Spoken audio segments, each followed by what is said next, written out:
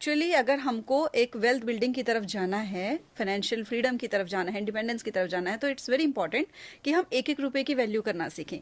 लेकिन मोस्टली लोगों का माइंडसेट क्या होता है, उनको लगता है अरे एक एक रुपए, दो दो रुपए, दस दस रुपए की वैल्यू करने वाला ना कंजूस होता है, बहुत ज़्यादा इसका ना मतलब पैसे को बहुत ज़्यादा वो कर रहा है, छोटी छोटी चीज़ों में बचत कर रहा है, जबकि इट इज़ गुड। आप छोटी चीज़ों में बचत करना सीखोगे तभी आप बड़ी बचत कर पाओगे छोटी जगह पे, क्योंकि ये छोटे छोटे से स्टेपिंग स्टोन्स हैं जहाँ से आप बड़े डिसीजंस लाइफ में लेते हो, और ये हर जगह अप्लाई होगा।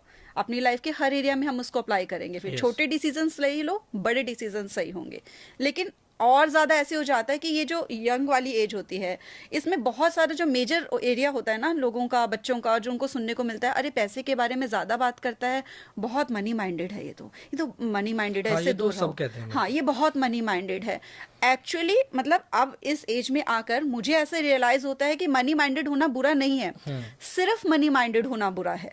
जो अगर किसी भी चीज को अपनी लाइफ के बाकी सब एरियाज को इग्नोर कर दिया, हेल्थ को इग्नोर कर दिया, रिलेशंस को इग्नोर कर दिया, सब कुछ इग्नोर करके, फैमिली को इग्नोर करके सिर्फ और सिर्फ पैसे के पीछे भाग रहे हो, वो बुरा है।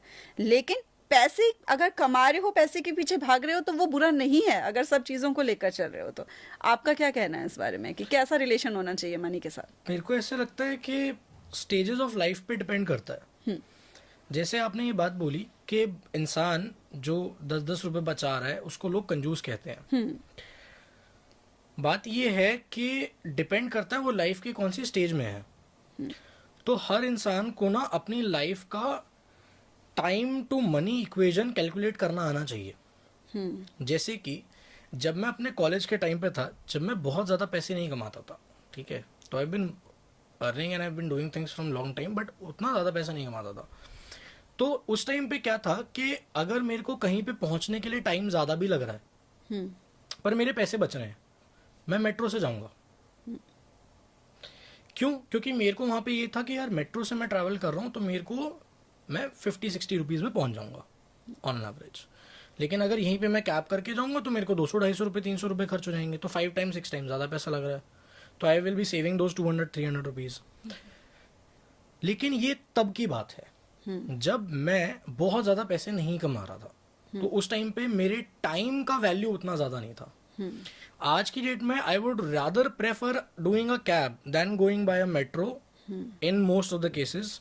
Gate into the cab and all that while, अगर मेरे को 1 घंटा 30 मिनट्स 50 मिनट्स जो भी मेरा टाइम लग रहा है, मैं उस टाइम में बैठ के कुछ प्रोडक्टिव कर लूँगा, काम कर लूँगा। इधर आई मेक फोन कॉल्स, इधर आई गेट थिंग्स डन, इधर I do any of the work, right. तो मैं उस 50-60 मिनट्स को भी प्रॉपर तरीके से यूटिलाइज कर रहा हूँ, और उस 60 मिनट में मैं जो वो 60 मिनट अपनी ज़िंदगी खरीद रहा हूँ, मैं उस खरीदे हुए टाइम से ज़्यादा पैसा जनरेट कर रहा हूँ। तो मेरे को वो ज़्यादा पैसा उस कैब पे खर्च करने में फील नहीं हो रहा है। मतलब आपके कहने का है कि प्रायोरिटाइज करना सीखना है कि किस टाइम किस चीज की प्रायोरिटी है, किसको ज्यादा ध्यान देना है ना। अभी टाइम बचता है कि पैसा बचता है ना। जब तक आपके टाइम की वैल्यू ज्यादा नहीं है तब तक आप टाइम खर्च करके पैसे बचाओ। बिल्कुल। जब आपकी टाइम की वैल्यू बढ़ जाए तब आप पैसे खर्च करके टाइम बचाओ। This is the simple equation that one should follow in their life.